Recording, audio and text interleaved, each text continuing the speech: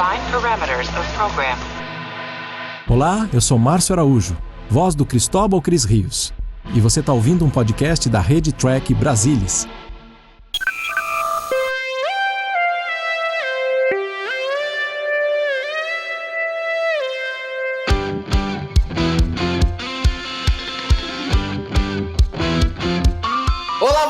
Seja muito bem-vindo a mais uma edição do Cérebro de Spock. Eu sou o Murilo Von Groll e sentado aqui comigo para a edição de número 20 do Cérebro de Spock, temos ele, o glorioso, o imponente Leandro Magalhães. Fala, Leandro, agora você fez só dois, né? E aí, pessoal, tudo bem? Estamos aqui de volta. Estamos no 20 já, hein? Nem parece que começamos isso pouco tempo atrás. Outro dia os caras estavam produzindo dose e olha aí, hoje nós estamos indo no 20º episódio. Exatamente. O interessante é que a gente, do ponto de vista que a gente grava, os caras gravam mais ou menos um episódio por semana, né?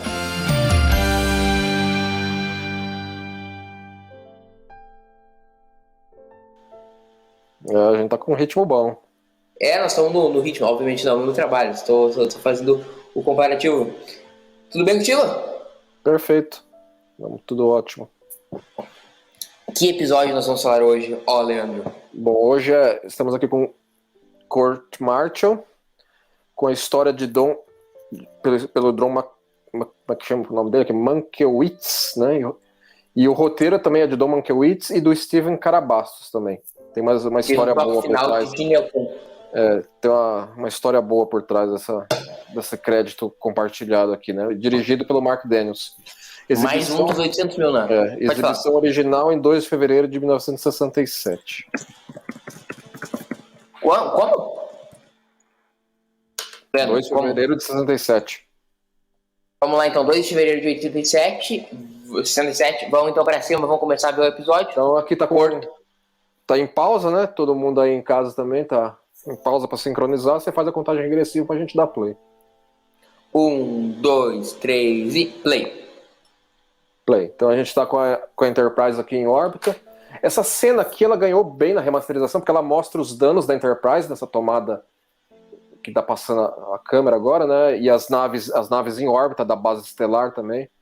A arte da base estelar também é uma arte muito icônica. Dá pra ver o pessoal nas janelas ali da base. É uma das capas dos livros lá do... Como é que é o nome do personagem? Incredible Tales, lá do Ben Russell, em Deep Space Nine. Exatamente. Então, assim, a escalação aí do Percy Rodrigues como Commodore Stone foi uma coisa avançada para a época, né? Porque eles colocaram um ator negro para ser um comandante de base estelar, né? Uma posição de almirante, né? Porque Commodore é um nível de almirantado já. Logo depois de capitão, né? Para a NBC e para Desilu que eles tenham seguido com a escalação dele aí para esse papel. Sim, até porque a NBC, entre aspas, foi cúmplice dessa tentativa de Star Trek de fazer esse progressismo social, né? A NBC sempre, tanto no caso, aí é um dos casos, a própria Uhura, eles tiveram um papel importante nisso, a NBC nunca encrencou, né? Nesses casos. Nessa parte de elenco, realmente, eles não se fizeram de rogado, não. Mas assim, agora voltando a um ponto que a gente estava falando sobre a história, esse roteiro foi um dos roteiros mais complicados de acabar sendo escrito. Ele teve muita gente escrevendo, dando pitaco nele. Assim, o Mankiewicz escreveu o tratamento original e as primeiras versões. Depois o Karabastos escreveu as versões finais. O Gene Kuhn deu um tapa, o Ronenberg deu um tapa. Foi bem complicado para esse roteiro sair, viu? Foi um dos mais reescritos da série toda. E o engraçado é que o roteirista original não ficou brabo, né? Foi uma coisa diferente. Depois que ele assistiu o episódio final, ele falou assim que o trabalho ficou bom, sim. É que assim, ele, o Mankiewicz, vem de uma família de roteiristas, entendeu? O pai dele ganhou o Oscar de roteiro por Cidadão Kane, junto com Orson Welles. Entendeu? O filho dele hoje é produtor e roteirista em Hollywood, entendeu? Assim, é um pessoal que conhece os Paranauê de escrever. Entendeu? Então ele foi muito profissional nessa parte. Assim, aqui o desenvolvimento da história foi complicado. Entendeu? Assim, o Ronenberg mesmo comentou assim, revendo as versões do roteiro que ia aparecendo, falou assim, tem uma boa história aqui dentro, mas está muito gimmick de ficção científica para lá e para cá. As primeiras versões tinham o Asteroide. computador da Enterprise como um dos vilões, que o computador tava mentindo deliberadamente para proteger o Finney. O cara teria acabado de ido parar num asteroide depois de ser ejetado da nave. E aí ia ter uma cena que o Kirk, o Spock e o Cogley iam até o asteroide numa nave caindo aos pedaços do Cogley. Entendeu? E o Justman falou assim, não, pra que vou inventar esses negócios? Mas se for inventar de ir no asteroide, vai com a Enterprise, entendeu? Não vamos ficar inventando modelo pra criar novo só pra um episódio. Uma coisa interessante desse episódio é o seguinte, cara, que ele teve uma diferença grande ali da produção para exibição, né? Porque ele foi gravado até antes mesmo do The Menagerie. Foi, uma das coisas que surgiu foi o Roddenberry até olhar e falou assim, pô, a gente pode pegar esse lance aí de que vai ter um tribunal e filmar perto de The Menagerie pra juntar, pra facilitar. Essa cena agora aí, que tá na base, assim, ó, você vê que o tenente tá sentado, né? A cena original estava sendo filmada pelo Mark Daniel com o cara que faz o tenente em pé. Aí o Shatner interrompeu a cena, foi conversar com o Mark Daniel e depois eles retomaram a cena e o cara falou assim, ó, senta aí, vai ficar sentado aí. E o cara falou assim, né, eu sou muito alto, né, pra cena com o Shatner, né? Eu quero, tudo bem, vai. O Shatner também tava num momento meio ruim do casamento dele. Ele não tava se sentindo trabalhando bem pra filmar esse episódio. O Mark Daniels estava com uma enorme pressa de filmar o episódio. Tem cena aí que ele faz um take, entendeu? E já fala assim, não, tá bom, vai, segue pra próxima cena, vamos tocar isso aqui. Ele Então, separou nessa época? O pessoal envolvido na filmagem estava todo mundo meio à flor da pele, viu? Então não foi fácil. Não foi umas filmagens tranquilas, não. Exato. E foi nessa época que e até demonstra, né? Assim, acho que eu não sei não, viu, que se era pra estar acreditado aquela tomada. Acho que o Mark Daniel falou, não, ficou legal, toca aí, vai. Vai ver, foi mesmo. Mas essa história eu não conhecia, do que o clima não estava legal Não estava legal, não, viu? Entendeu? Assim, inclusive, aquele cara que faz aquele tenente ali, depois ele conta uma história que ele encontrou o Shatner semanas depois, num bar, e o Shatner foi até e falou assim, não, desculpa aí pelas filmagens lá que você passou, que a gente tava tudo meio cabeça cheia lá e tal. O Shatner tava com uma bebida pra ele. Sempre achou isso legal do Shatner, entendeu? Ele não tava agredindo ninguém, ele tava profissional. Muito profissional, ele falou. Mas, assim, tava na dele, entendeu? Ele filmava e ia pro trailer dele. Não queria encheção de saco. O Shatner. Às vezes acho que as pessoas têm que entender isso de artista. Às vezes o cara também tem um dia ruim que nem a gente, né?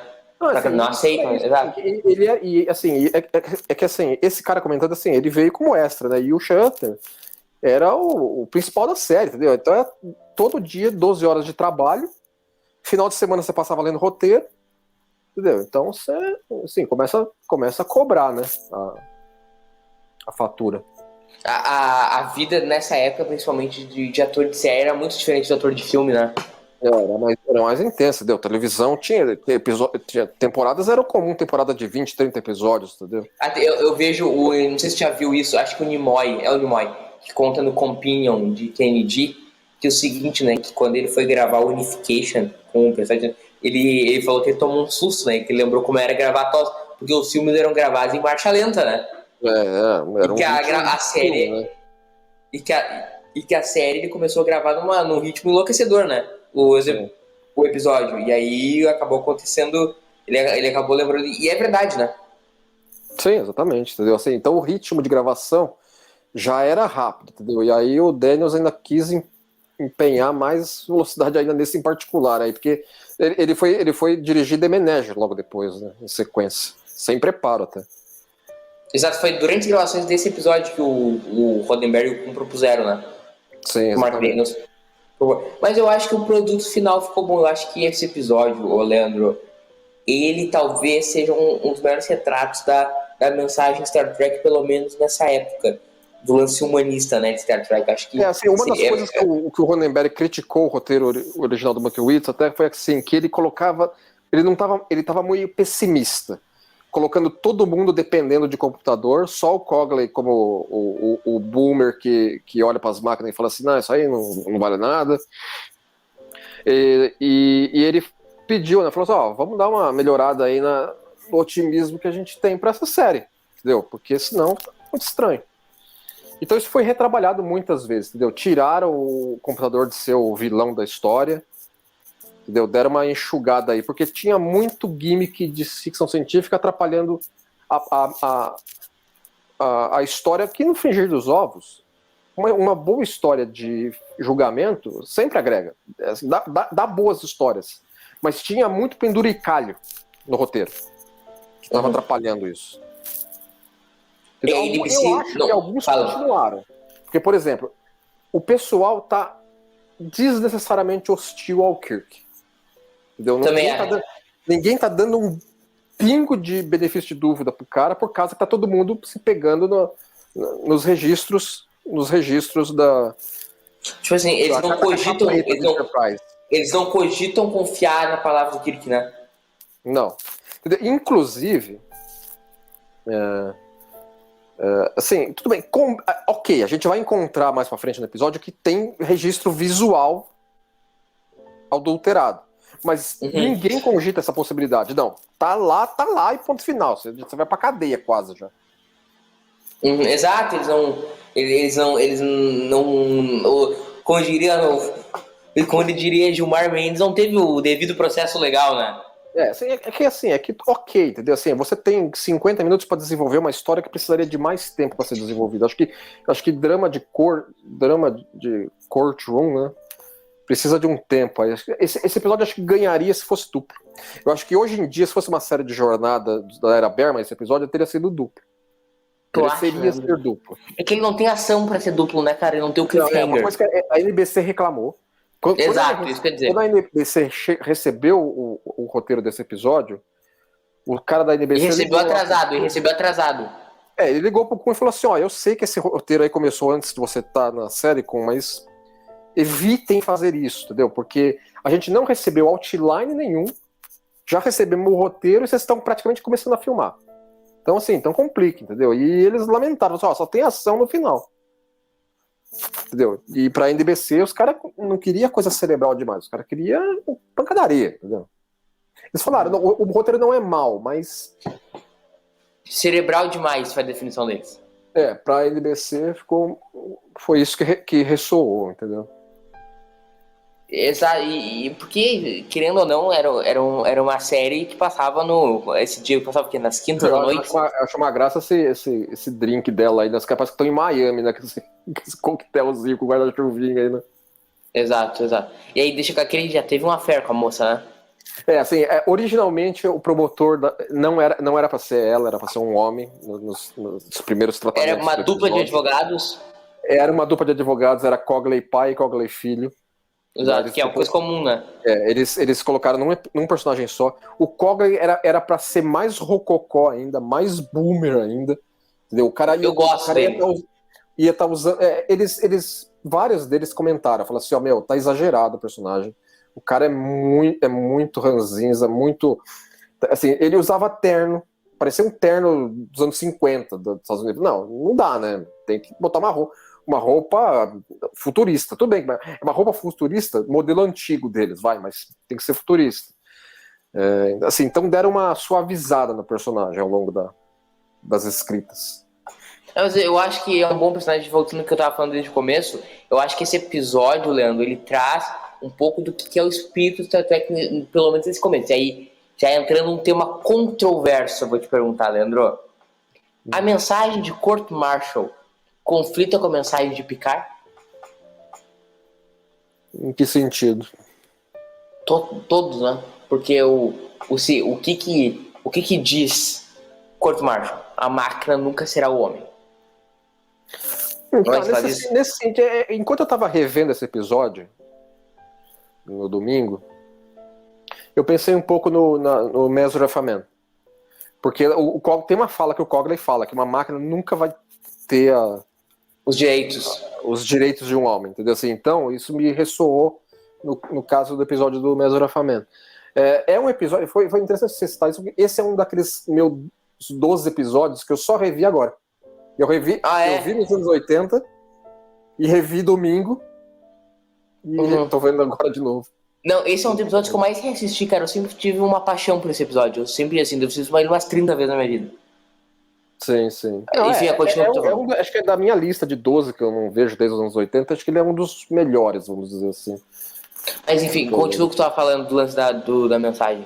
Então, assim, isso teria tido mais se o vilão da história tivesse continuado sendo o computador da Enterprise. Não, mas ele deixa muito claro. Sim, mas ele deixa muito claro durante toda a mensagem que, assim, os seres humanos não são máquinas. Ele deixa muito claro isso, sem pestanejar, entendeu? Uhum. Então, e querendo ou não, conflita. E aí, sim, nós vamos pegar Star Trek, acho que ele trata isso de forma diferente. Assim como o Court Marshall, ele é tratado em Deep Space Nine assim. Lembra quando o Bashir não aceita ser sintetizado? Uhum. Nós temos dois. E por outro lado, nós temos o Major Famen, nós temos o Picard. E aqui eu não tô fazendo juízo de valor. Um está certo, o outro está errado. Eu não sei. Agora, Star Trek apresenta pontos de vista diferentes pro mesmo assunto. Sim. O que eu poderia colocar aqui, assim, isso dá um sabor ao universo fictício de Jornada interessante, porque a gente pode considerar que isso aí seriam as visões da década de 2260 contra as visões da década de 2390. Porque, mas, por exemplo, são 100 e poucos anos de mudança social dentro do universo de Jornada também. Agora, mas vou te fazer uma pergunta. Uma pessoa que concorda com a mensagem de Court Marshall, ela pode concordar com a mensagem de Major Famen? Pode, porque você... Tem dificuldade, cara. Não, acho que não. Eu não tenho, porque eu considero isso, teria tido uma evolução social interna. Os caras de 2200... Não, tu entendeu? Não, isso é o que eu tô perguntando. Uma pessoa hoje, eu e tu, podemos concordar com o Court Marshall e com a Major Famen? Um é outro, cara. Não, acho que dá, assim, tem elemento. Eu não acho tão preto e branco assim que você está colocando, não. O maluco fala, o bicho, o advogado fala, nós não podemos dar a máquinas direitos de homens. Só um parênteses pra audiência. Homens falando humanidade, tá? Só pra não ficar parecendo. É óbvio, né? Tá, continua. Só pra fazer esse disclaimer. Não, assim, porque eu considero que, assim, ele em momento nenhum considera que, na fala dele, considera que haveria um ser como o Data. Eles não levam isso em consideração. Não, mas ele trata como conceito. Ele trata como conceito.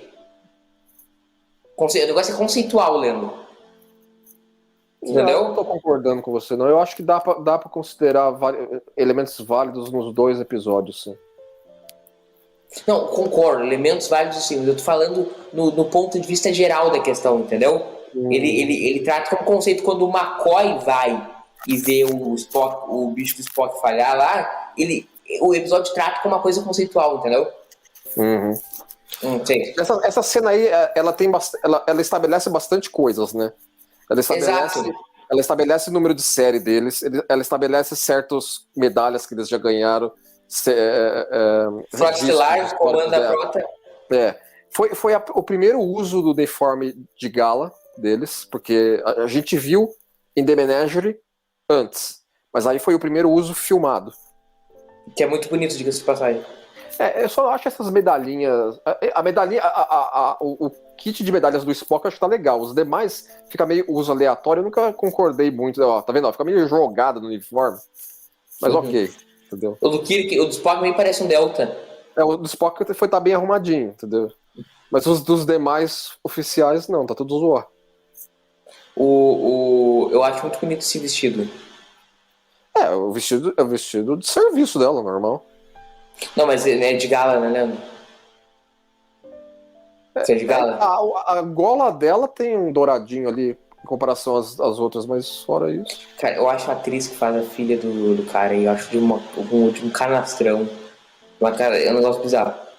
É muito estranho, entendeu? Assim, eu acho que colocaram acho que a atriz foi bem colocada, porque ela tem uma cara de moleca, né? dá pra passar por filha mesmo de alguém. Exato, eu acho que é uma das poucas coisas que não funciona nesse episódio. Cara, eu acho que drama de julgamento, aí foi o nosso primeiro em Star Trek, nós teríamos muitos, inclusive Measure of a Man, né, obviamente, drama de julgamento. Cara, eu não lembro de drama ruim de julgamento em Star Trek. Assim, pela natureza, eles acabam sendo muito bem trabalhados enquanto texto, né? Uhum. Então, é difícil. Pra mim tem um que é o melhor de todos, que é uma obra de arte, que é aquele do 6º ano de TND. Como é que é o nome do cara que é meio vulcano, meio romulano? Uma obra de arte, cara.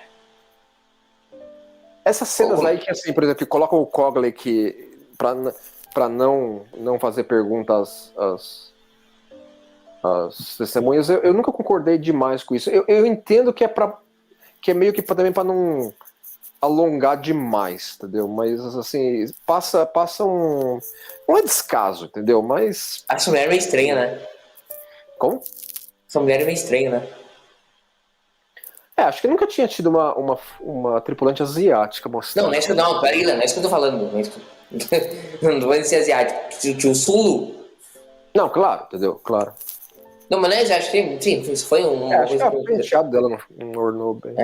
Mas sabe o que eu acho que eu tô falando? Como é que é o nome daquele de 6º ano, cara? Sabe qual que eu tô falando, né? Que aí vem a mulher lá que é filha de um grande jurista. Ah, my God, como é que é o episódio? Sabe o que eu tô falando, né? Sei. Você lembra o nome? Não, tá me escapando também. Então, quem estiver ouvindo aí, coloca nos comentários. Que aí é o bicho meio romulano, meio vulcano. É todo um julgamento, o episódio. É muito bom esse episódio. Eu me fugi o nome também. Né, nessa vibe. Eu gostaria de uma série de Star Trek focada em julgamentos. Fazer uma série só Jag, né? Tu não gostaria de um Suits no universo Star Trek? Não sei até que ponto eu seguraria, não. Acho que pra 10 episódios atualmente por temporada, né? Acho que até daria pra fazer. Um Suits Trek, pô, ia ser sensacional. Só que, obviamente, ia ter os fãs por isso. Que eu ia dizer, né? Onde já se viu um mundo com conflitos? Porque você precisaria criar as situações pra poder colocar, né? Esse negócio é um negócio completamente arbitrário no Ronenberg. Não vai existir um futuro que não vai ter conflito. Sinto te dizer. Assim, isso, assim, estabelecer isso de maneira muito categórica atrapalhou criativamente a coisa. Ele mesmo sabia disso. Entendeu? Não tinha por que ficar insistindo demais em não ter conflito. Porque assim, cara, a gente pode se desconstruir, a gente pode evoluir 1500 anos. Nós nunca vamos deixar de ter conflito. Porque nós somos sempre seres diferentes, né? Sim, claro, sem dúvida alguma. Nós não somos Borgs, né? Uhum. Nós não somos uma coletividade, nós somos indivíduos que pensamos, agimos e temos coisas diferentes. Quando pessoas agem diferentes, é óbvio que vai existir conflito, né? E pra mim é uma coisa básica. E espero do fundo do coração, né, que o futuro tenha conflito. Não quero que todo mundo pense igual no futuro. Não, você tem que ter, porque senão o negócio fica muito asséptico, né? Exato, não tem como. Se todo mundo concorda em tudo, né? Vira uma bizarrice. Aí eu acho que tem a primeira presença do McCoy defendendo um amigo, né? Que é uma coisa que a gente sentiu falta no começo, né? Sim. O McCoy tem o primeiro brado de defender o Kirk, né? Uhum. Eu acredito que eles tinham que ficar com a mão em cima do bagulho aí. Porque ele tá querendo passar um ar de confiança. Exato. Agora não sei porque que tem esse monte de alferes aí de 800 anos. Esse monte de almirante 800 anos aí olhando pra cara do... Ele falou o posto deles aí no início dos trabalhos aí. Sim. Vamos lá, vamos ver o discurso dele. Os discursos dele são muito ótimos, né, nesse episódio. A atuação dele é muito boa, né? Era um cara de renome na época, entendeu? Ele trabalhou muito cinema também. Temos a melhor cena do episódio agora. Porque a mulher lá já quer... Fala assim, não, pula essa parte aí. E o cara fala, não, pode deixar. Pode tocar aí. E agora, que é meio... O cara fala assim, André, vamos ouvir a capivara aí dele que deu a merda de Axanar. Aí que começou a bosta. Do quê? Dos caras mencionar Axanar aí? Aí que começou a merda. Na época, e até hoje, né? esses dias eu vi num comentário no post do TV. E você sabe quando é que lança Axanar? Não faço uma remota ideia. Já saiu uns 2 Não sei. curtas, né? Cara, eu não tenho a menor paciência pra esse tipo de coisa. Os caras tratam Axanar como se fosse a 8ª vinda de Cristo, né? Não, menos também, vai. Os caras, tipo assim, quando lançar Axanar... Aí, isso aí, minha gente, é James Tiberius Kirk. Sinto dizer. Aos haters. Chora haters. Esse é o momento de chora haters, né, Leandro? Uhum. Chora haters. Esse é James Kirk. Essa é muito boa. Eu adoro essa tudo. Tu gosta? Do que? Dessa série em particular? Né? Não, assim, eu acho que ela é boa, mas foi a primeira. É que assim, que eles quiseram colocar para ilustrar o ponto, né? Que assim, que alguém com o pedigree do Kirk recebendo esse tipo de julgamento não faz um pingo de sentido. Entendeu? Porque assim, o negócio tá muito todo mundo contra o cara. Everybody's hate Kirk. Literalmente. Podia ser o nome do episódio, né? Everybody hates Kirk. Exatamente. Isso eu acho meio brega do Mark Daniels, esse close que vai dando no Kirk, né? Lento. Não, achei até que não ficou mal, não. Sim, não, agora ficou bom. A peça de filmar até que deu um tratamento bom nesse momento. Diz que ele tava com uma surpresa de filmar, né? Entendeu? Por que? Não sei. Assim, tudo bem, o episódio assim, ele foi comissionado porque vai ser um bottle show, vai ser barato de fazer. Aí os primeiros roteiros que o Mankiewicz mandou tava caro pra caramba, porque tinha um monte de treco no episódio. Tinha até colocar a Enterprise no estaleiro. Entendeu? Falei, não, pra quê? Aí acabaram simplificando, ficou barato. Ficou $17 mil a menos. Em relação Lucraram então com esse episódio. Ele ajudou o saldo positivo pra eles. O primeiro ano deu prejuízo pra Deslo? Não, acho que não foi assim. Assim, porque eles tinham uma caixinha, né? Um episódio que custava mais caro, aí tinha que fazer um episódio que custava mais barato lá na frente, né? Pra você poder. E eles ganhavam os direitos de. Eles só ganhavam porque a NBC pagava por episódio, eles ganhavam mais alguma coisa assim de patrocínio? Não, era por lote, né? Assim, nesse momento, quando esse episódio estava sendo produzido, a NBC confirmou mais 10 episódios. Eles tinham feito. Foi durante a gravação desse. Eles falaram assim: vamos pegar mais 10, além dos que a gente já comprou. Eles tinham comprado daí até quando? Como? Eles tinham comprado daí até o 20, por exemplo. Acho que um pouco mais, talvez. Assim, a primeira temporada ficou com 30 episódios, no final das contas, né? Então. Agora, essa parte aí dos logs, né? Assim, lá vamos nós assistir Star Trek aí de novo. Pelo menos agora. Star Trek dentro do Menagerie, agora vamos assistir Star Trek dentro desse. Agora, só que a diferença é que isso aí a gente não tinha visto ainda, né? Isso não é um episódio de Star Trek. Exatamente. Isso a gente tem que pensar, a gente tiver que gravar isso do zero, né? Não, eles gravaram junto com as cenas de ponte do final do episódio. Sim, mesmo dia, provavelmente. Agora, como é que eles gravaram com uma câmera lá em cima? Colocar em cima daqueles dolly, né? E subir, né? Pra fazer que é meio câmera de vigilância. Embora essas tomadas de fita de vigilância aí tem corte, né? Daqui a pouco vai aparecer um outro corte. Cara, eu acho que a Fratellar paga um diretor pra ficar lá, sabe, só fazendo o computador tem senso de direção, né? Não é que computador, né? Os caras pagam um cara pra ficar fazendo o switch, ó lá o corte Os caras têm uma câmera, tem um cara na switch, né? Na Enterprise. Na Enterprise. E também é o seguinte, esse episódio, ele depende do Kirk manualmente colocar a nave em alerta amarelo ou alerta vermelho. E nunca é o capitão que faz isso. O capitão ordena fazer isso. Alguém que faz isso pra ele. Red Alert. E aqui não. Ele que mete o dedo pra fazer o alerta efetivamente acontecer. Você vê que assim, tem umas coisas arbitrárias. Tem umas coisas arbitrárias que o roteiro que é pro episódio funcionar, né, cara? Sim. Entendeu? Aí já é um outro ângulo da câmera de vigilância. É bem na cara da tripulação, né? Que não faz o menor sentido do ponto de vista prático, né? Não, exatamente. Mas ok, entendeu? Esse piloto assim, aí não apareceu no episódio. Eu acredito que apareceu, sim. Agora, se tu quer uma coisa arbitrária... Não, e o legal assim, uma coisa arbitrária é na cadeira do capitão tem um botão pra ejetar o treco. É que se ejeta uma vez na vida, outra na morte. Extremamente específico, tá ali na mão do cara, né? Ele pode ejetar a qualquer hora, né? Aquele cantinho da Enterprise, ele pode ejetar. Não, isso eu preciso ter aqui na minha cadeira, entendeu? O resto Isso aí, o que eu ia te perguntar é o seguinte, cara. O bagulho é o seguinte. Não é absolutamente arbitrário existir esse rodízio dos caras. Sim, e o próximo seria o Kirk, né? Não seria absolutamente. Não, de quem sairia na cápsula. Ah, tá. É que assim, não dá pra entender também assim. A cápsula. Que cápsula é essa? Entendeu? Os caras não explicam que pedaço da Enterprise é esse. Entendeu? Que precisava ser ejetado. O roteiro original detalhava isso, falando assim que eles estavam presos num negócio gravitacional e eles precisavam diminuir a massa da Enterprise para poder escapar. Só que, comparado ao tamanho da Enterprise, aquele pedacinho lá não muda quase nada a massa dela. Então, mas será que ele não tá saindo uma shuttle?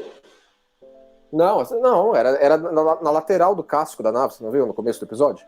Uhum. Não faz o menor sentido. Entendeu? Mas, assim, então acabou ficando meio truncado a parte de tecnoblab do episódio. Mas porque é o seguinte, cara, não faz o menor... E o próximo, depois do cara, ia ser o Kirk na linha sucessória, né, de quem iria.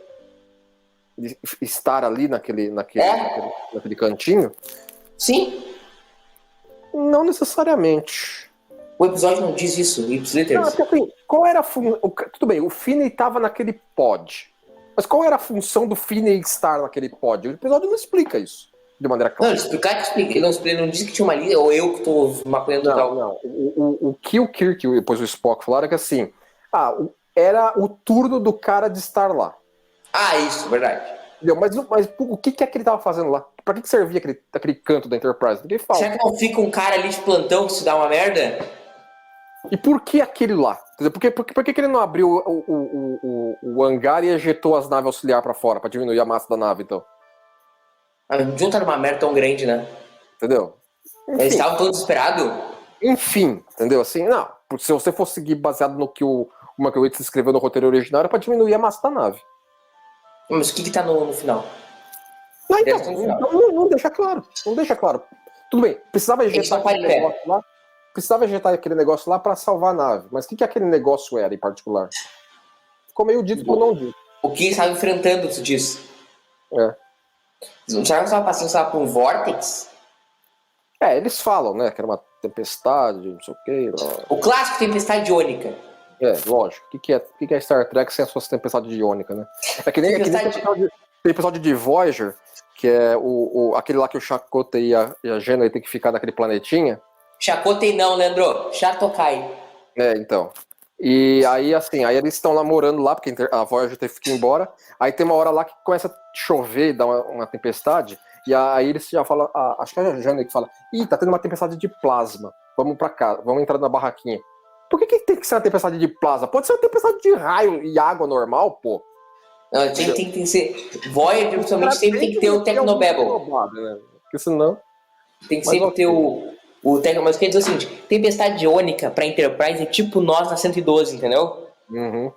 E aí começa a vir aquele temporal e aí tu começa a te ferrar no trânsito, sabe? É igual. É a mesma coisa. E nós somos assim, aí a gente agora tá no ponto em que o Spock começa a deduzir daqui o computador que realmente tá com. Foi mexido com ele. Falou assim, mexeram na minha programação aí do computador, não tô gostando nada disso. Não, e exato aí que o McCoy tem o Crick, né? Sim. Uma coisa legal é que é o seguinte, né? O bar ali do base, o bar do base é maravilhoso, né? Esse é o português de Murilo Van Grol, bem-vindo. O bar da base estelar ali do começo do episódio, ele é formado pelas paredes do Balok, do Comrade Maneuver, sabia? Eles rearrumavam, né? O cenário de maneira criativa até.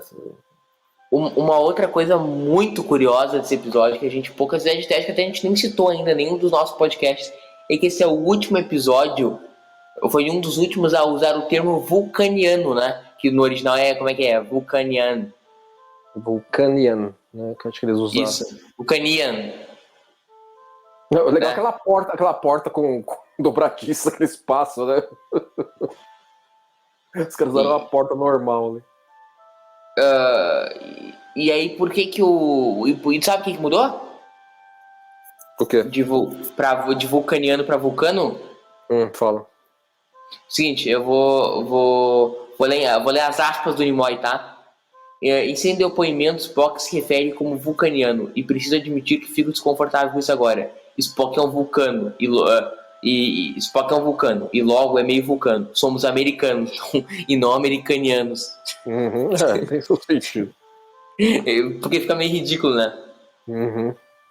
Aí o Cogley já coloca sua retórica na mesa pra... Cara, que discurso sensacional. Aqui, ó, vou ter palma. Convencer os caras a avaliar aí o que tá pegando, o que eles trouxeram. Vamos bater palma, Leandro, bate palma. Agora, o que é um pouco ele vai falar assim, ó, ele não só quer que os caras aceitem, como assim, não, vamos pra nave, né? Eu preciso mostrar pra vocês na nave, né? Partiu nave. O cara faz o tribunal ser volante, né, mano? Tribunal volante. Mas sabe que eu já vi isso acontecer? Tribunal volante? Já, nunca viu? Não. Mas não é meu campo de conhecimento de expertise. Não, também. Eu não sou advogado, mas um amigo da família, da minha família, ele tava num julgamento de guarda. Ele contra a nora. Pela guarda de 2 crianças. E aí diz que lá pelas tantas, um dos argumentos do advogado dele foi que ela não tinha condições sanitárias, né, de cuidar deles. E aí, e o juiz meteu, juro por Deus, o juiz partiu o apartamento dela. Então ok, então tá valendo. O que eu acho meio bizarro. É que aí eles precisam disso também pro roteiro, lógico, porque vai ter aquele gimmick de escutar o batimento cardíaco dos caras a bordo da nave, né? Exato, exatamente, tem isso, que é uma outra questão legal. E que também não faz o menor sentido, mas tudo bem. Não faz o menor sentido essa cena. O legal é que agora eles se amontoaram na sala de reuniões mensais, né? A gente não tinha visto esses pequenos consoles, né? Ainda. Não, já apareceram. Eu acho que com Burn Might Maneuver eles apareceram lá. Não os grandes consoles, os pequenos. Ali. Não, acho que eu já lembro de ter visto outros consoles, talvez não esse. Tu não acha que Star Trek tinha que colocar agora, ou vai parecer assim, meio deslocado, porque não teve nas outras. As pessoas com o smartphone no futuro? Dá pra você. Eles estavam andando com esses iPadzinhos ali, ó. Que não tá aparecendo na cena, né? Mas com aqueles padzinho com caneta stylus, né? Aparece aí, então dá pra ter pads em Strange New World sem problema nenhum. Mas, assim, pads que tu possa usar na mão, sabe? Não os tablets. Certamente vai ter. E os tablets foi uma grande sacada, né? De Star Trek no... Aqueles disquetinhos coloridos que eles usam também foi uma antecipação interessante.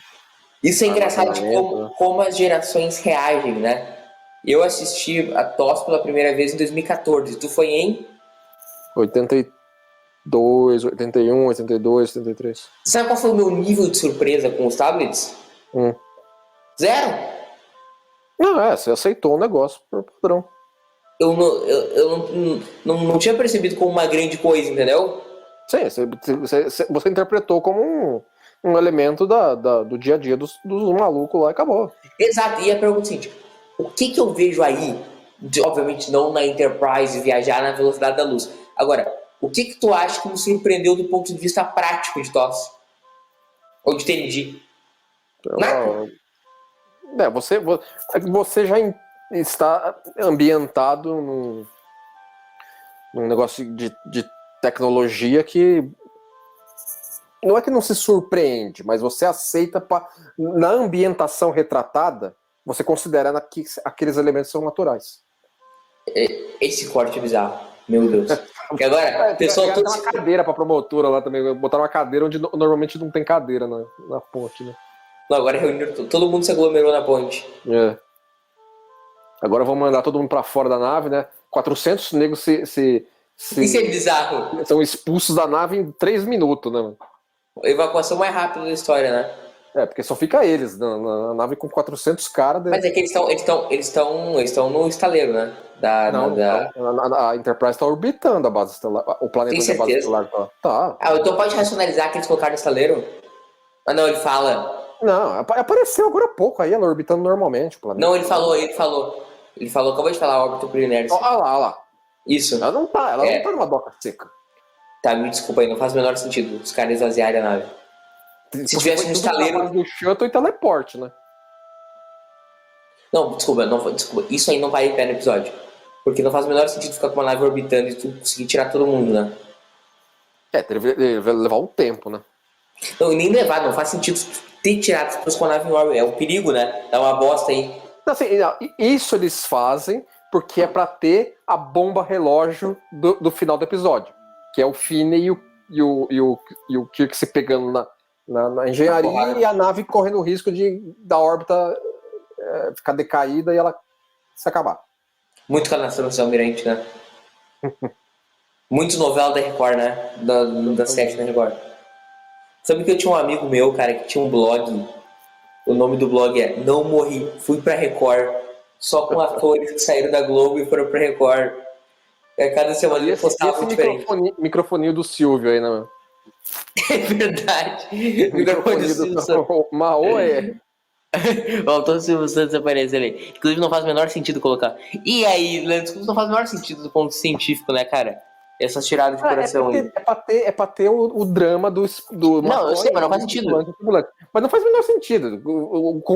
Porque o Spock consegue desligar o dele. A leitura do cara que tá na sala de teleporte pelo console. Então o McCoy não poderia fazer nada disso, entendeu? Mas tem o drama. Olha lá. O microfoninho do Silvio. Olha lá, o Spock desliga do cara na sala de teleporte. Então o computador poderia desligar de todo mundo. Falar assim, ó, desliga todo mundo que tá aqui. Aí sobraria. Então, e eles deveriam saber isso por mapa de calor dentro da nave. Também, assim, tem um monte de... A gente hoje daqui, olhando de 2021, a gente sabe que teria 15 maneiras diferentes de achar o maluco dentro, né?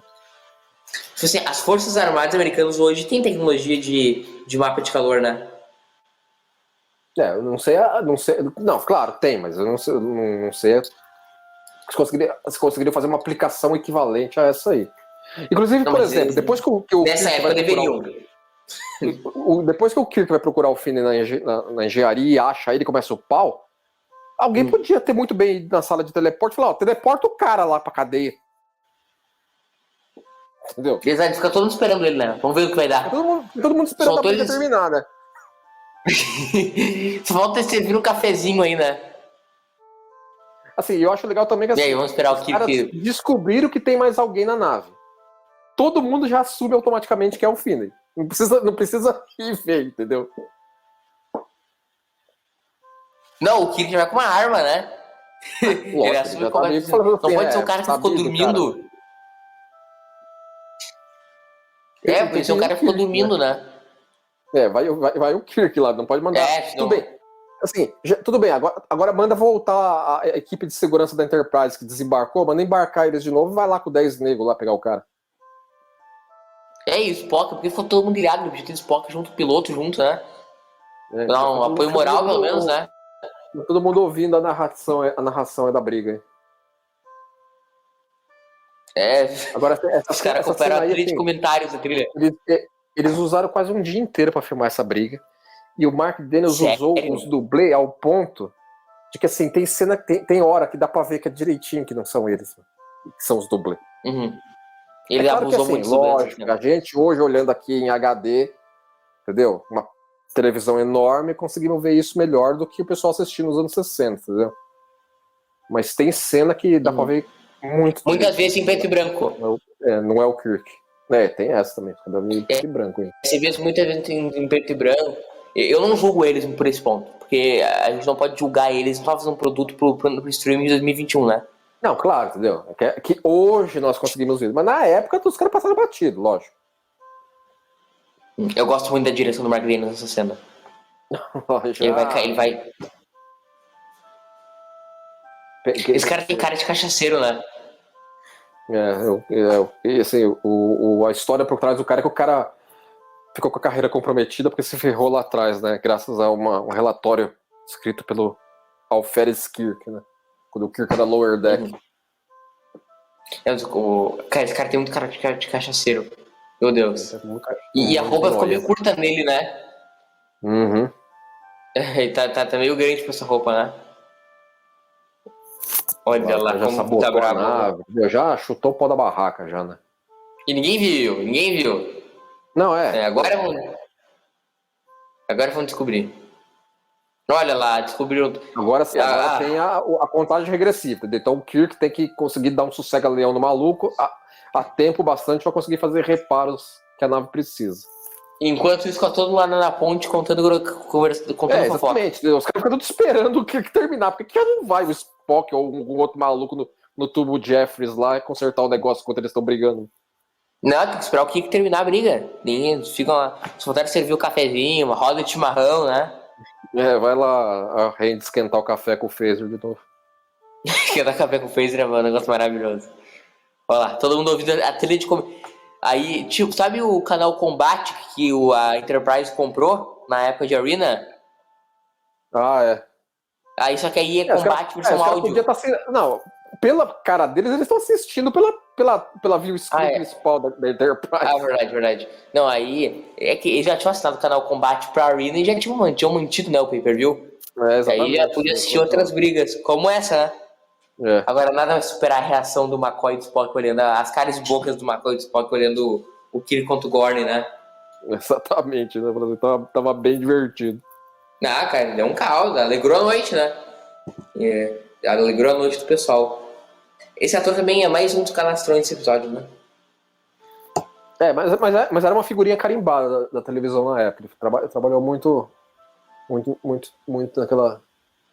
Uma coisa interessante que o Percy Rodrigues, que é o ator que faz lá o Commodore Stone, ele foi o primeiro, né, afrodescendente que interpretou um oficial de alto comando, né? Sim, ele interpretou muito personagem digno, viu? Assim, ele interpretou xerife, interpretou diplomata. Ele era um cara que fazia uns papel bom até pra época. Né? Exato. A camisa já rasgou, já, né? E essa chave? A cena final lá, onde tem um blooper, né? Na cena dá pra ver muito. Essas cenas aí, dá pra ver muito claramente que não é isso. Exato. Não, né?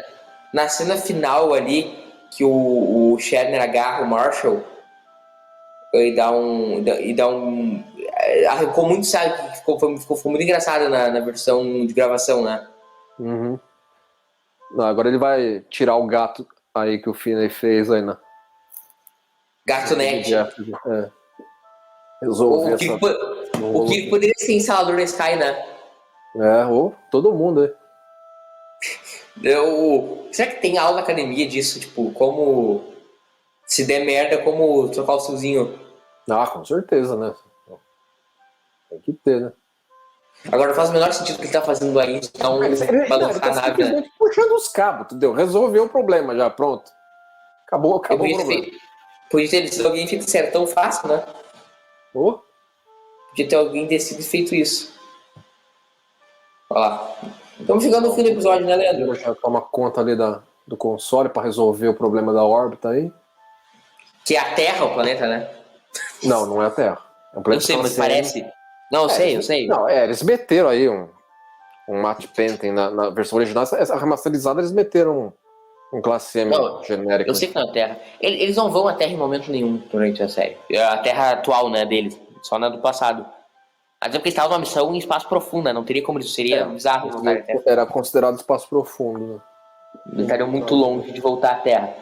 Então estamos chegando no fim Estamos chegando no fim do episódio, Leandro. Salvar a pátria. Parabéns. E você, vai continuar enchendo o saco aí ou vai desistir do caso? Não, tá bom, vai. Tudo bem. Resolvido. E ela feliz da vida e não fazer objeção, né? Então chegamos ao fim de mais um episódio de TOS. Que tem a cena final de... Mas que bom que deu tudo certo. É a cena do Kirk, do Spock e do McCoy conversando, né? Essa cena é maravilhosa. Esse, senhoras e senhores, é James Tiberius Kirk. Esse é o cara. Esse é o cara.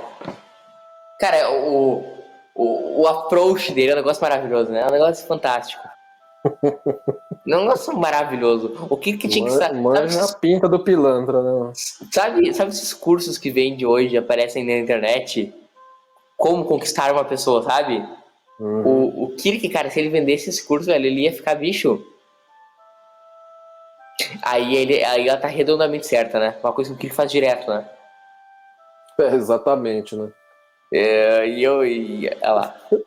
No meio da ponte com a tripulação inteira ali, né? O que não faz o menor sentido. O que acontece um capitão da marinha faz isso? Olha lá, ó. Não cai. Eu falei, não, tá vendo? Não cai o mundo, não. O que acontece um capitão da marinha americana faz isso? Com uma tenente na ponte, né? Eu tomo um tiro na cara, né? Que dá, né? Mas será que ele enfrentaria uma corte marcial? Não vamos chegar a esse ponto também, não, mas tudo bem. Mas ia tomar uma bela mijada, né? Legal não seria. Vai ficar complicado lá em casa mais tarde. Vai ficar complicado lá em casa mais tarde. E nós temos o nosso bate-papo. A cara do McCoy. Eu tô tudo com uma cara tipo... É isso mesmo, ótimo. Que cena maravilhosa. Meu Deus.